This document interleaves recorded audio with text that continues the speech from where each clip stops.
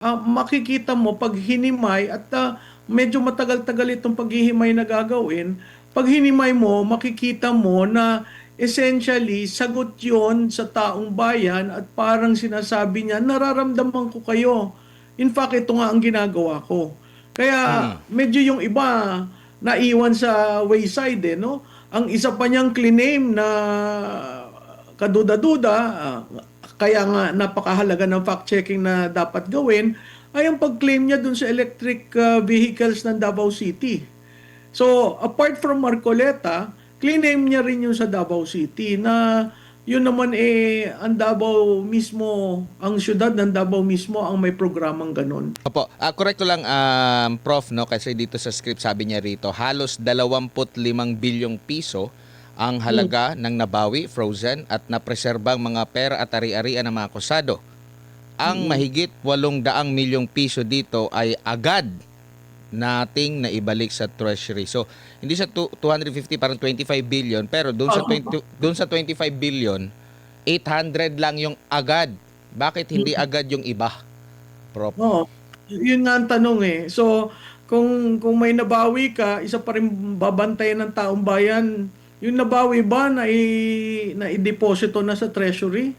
O nandyan lang pakalat-kalat at may ibang nang nagkaka-interest? Opo. Dito naman po sa survey po ninyo sa Publicos Asia ng mga primary concern talaga no, ng ating mga kababayan, tumutugma ba doon sa pagtugon na nabanggit sa SONA ng Pangulo? Oh, alam mo Admar, yung personal na issue ng respondent, corruption 30%. Ang ekonomiya more or less around 15 to 18%. Yung yun yung individual. Pero pag naging household, lumalabas rin ang corruption mahalaga at saka ang recovery ng Philippine economy. Makikita natin doon walang klaradong economic plan kasi nagpo-function pa rin tayo sa COVID level eh. Ah, Ilang taon na nakaraan ang COVID pero hindi tayo nakakaangat. Biglang dumating ang gera sa Iran, medyo lumakda tayo, nagkaroon ng isang plano pero hindi naman immediate na nagawa yung mga dapat magawa. Ngayon sinasabi aalsin ang yung sa Meralco na Systems loss. systems laws. Tapos sinasabi yung Amyenda ng IPIRA. income tax, oo, yung EPIRA, etc. Nagkaroon sila ng, anong tinatawag doon? Yung uphill, hindi, Uplift. uplift. Meron siya lang uplift. Pero kung titingnan mo yung unang element ng uplift, it took them 4 months to 5 months. Yan yung VAT sa LPG. No? Walang ginawa sa excise tax para mumura ang presyo ng gasolina. Hindi nagkaroon ng freeze para sa mga basic commodities, no? So, makikita mo, it's one thing to claim na ito ang mga resibo sa nagawa ko and it's another thing to really ask Juan de la Cruz, naramdaman nyo ba? No, so kung babalasahin mo, titingnan mo yung mahaba. I think this is the longest SONA he has made. Maraming datos, kaya nga ang sabi ko, kailangan ma-fact check para natin maintindihan, lalo-lalo na sa aspeto ng edukasyon, no? May mga claims sa edukasyon na pag tinanong mo sa mga guro, sinasabi nila wala naman sila natatanggap. Meron rin diyang claim tungkol dun sa ating disaster preparedness na may hub and spoke at marami ng lugar na pwedeng pangsagip sa mga tao pag nagbabaha. Pero yun, kailangan natin tingnan. Kasi ang tanong ko, bakit ngayon nyo lang yan sinasabi? Dapat sinabi yan ng spokesperson mo para naiintindihan ng tao na, oy may nagawa naman pala, ito yung nagawa. Ang problema, yung spokesperson kasi ginamit parang attack dog, parang pangsisi at i-blame ang mga Duterte. Kaya may problema tayo dun sa trust at saka sa approval eh. Ang approval ng presidente sumasadsad, ang approval ng kabinete sumasadsad, ang trust ng presidente talagang pababa, no? So makikita natin na dyan sa SONA, marami siyang resibong binigay at kailangan tingnan natin kung totoo. Opo. And dito po sa issue po ng IPIRA, system loss, lalo na sa IPIRA, no? Ang punto na pinakamahalaga na kailangan ng taong bayan itong ganito, lalo na yung pagsuspindi sa VAT, nung panahon ng unang part ng pagsiklab ng Iran at US-Israel na giyera, na yun talaga yung hinaing nila pero hindi nagawa. Kung nagawa man, doon lang sa LPG, sa kerosene.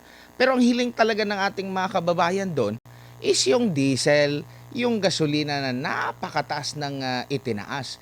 Kung hindi nagawa doon, maniniwala ba tayo na magawa na isang batas talaga, maamyendahan talaga, considering ang kalaban mo rin dito is mga oligarch din na prof. Admar, alam mo, mahirap yung IPIRA. Simula nang naisabatas yan, ang pagka-recall ko, wala pang 6 months upon signing, may mga nagsasabi ng kailangang i-amenda. At every kongreso, whether first session or third session, ina-attempt na maamendahan yan, pero hindi natutuloy. Katulad nga ng sinabi mo, medyo mabigat dyan ang labanan. Dati isang pamilya, ngayon medyo na-break na yan into several phases, pero nandun pa rin yung issue na iaalaw ba yan, lalo na yung systems loss, kasi malaking pera yan na pinapasa sa consumer para makarecover ang isang distributor at saka generation firm, no? Kung titingnan rin natin, klarado sa resibo ng Meralco, may mga nakapatong doon na parang ginawang collection arm ang Meralco ng gobyerno. Na andyan na yung pagtulong sa senior citizen, sa lifeline, sa fit tariff, sa renewable. So, kinukolekta ng Meralco yan. Yan, nasa batas. Kaya nga ako nagulat, kinukolekta ng isang private arm para sa gobyerno.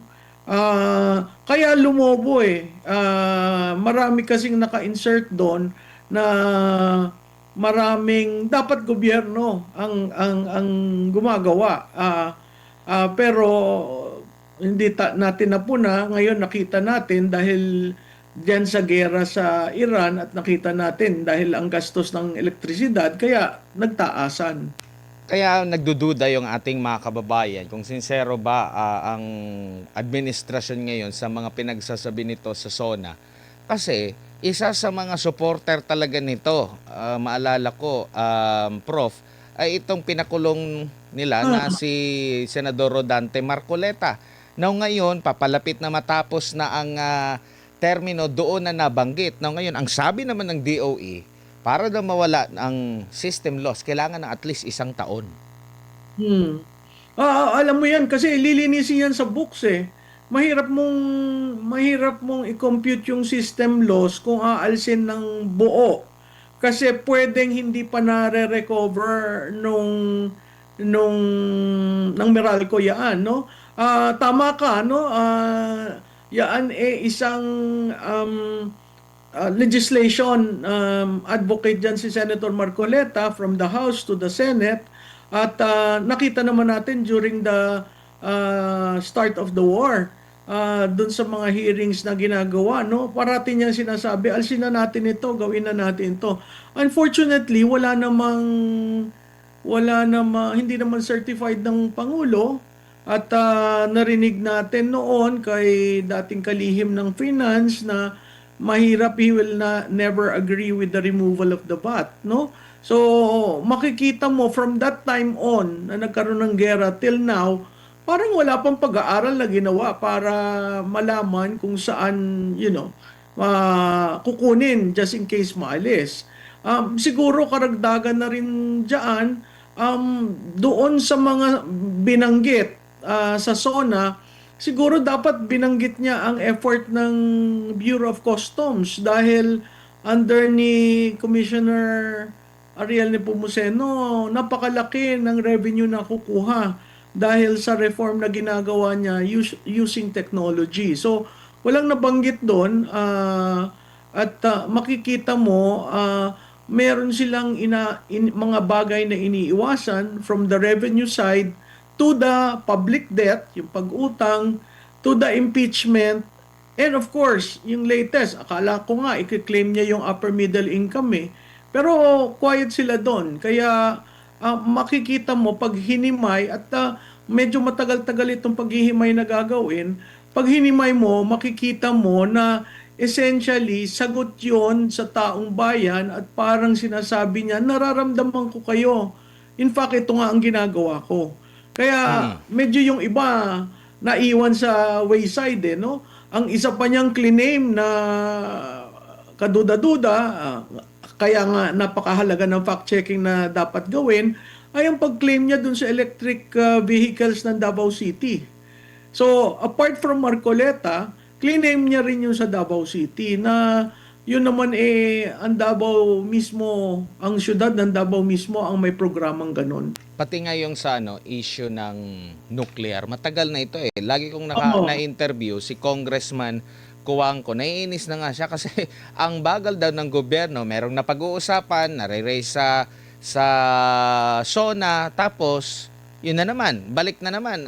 Every time na ma-interview ko, yang si Congressman na Cuangco, kasi marami siyang mga plano talaga na maisulong, mapagal naman daw ang gobyerno sa pag-implement. Ang binabanggit nga niya is itong DOE. No, ngayon, nabanggit na naman ng Pangulo, baka ganun pa rin.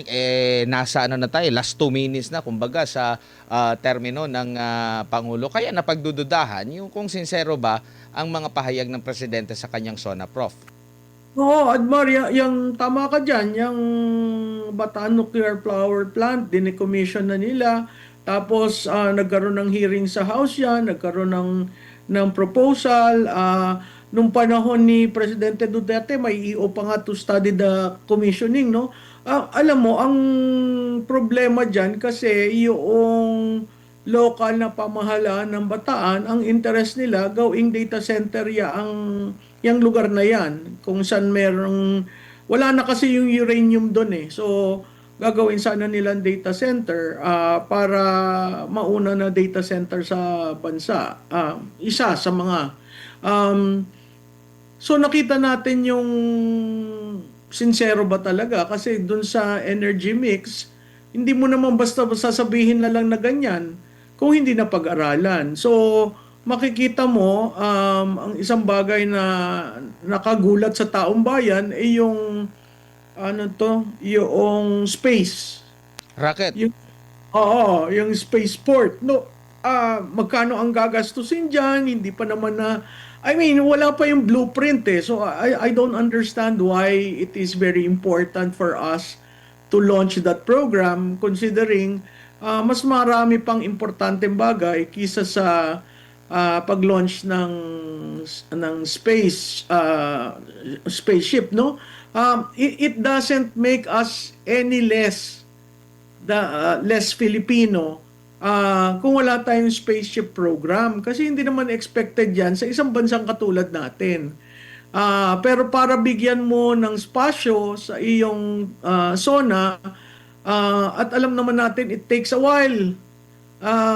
Considering this is your 5th SONA, na dito mo lang mailalagay lahat yung mga plano at mga elemento ng plano, dahil pagdating mo sa 6 mo, tying up na yan, nagpapaalam ka na. So, practically, itong mga linista na wishlist niya, asahan natin hindi yan mangyayari. Klarado doon sa electronic vehicle na sinasabi niyang priority, ang full launch noon 2040, wala na siya. Yung sa MRT7, sinabi rin na by next week, by next month, next year, i-launch na. sa dagal niyan, mukhang 2028 pa yan. So, maraming mga claims na ginawa, kaya nga parati kong sinasabi, kailangan ma-fact check. Sabi nga ng mga commenter kanina, kasi kasabay niya, next month, magtataas yung pamasahe ng eroplano. Tapos sabi nila na maglulunsad pa ng rocket, tataas na nga yung pamasahe sa eroplano, parang hindi nga po nagtutugma. Now, isa pa siya ipinagmalaki ng presidente, yung ang pagtatayo ng Paxilica, Prof. Ano ba masasabi niyo po dito? Naging transparent ba? Kasi maganda yung mga sinasabi na benepisyo, pero marami din tayong mga naririnig na mga disadvantage siya ukol nga po dito, Prof.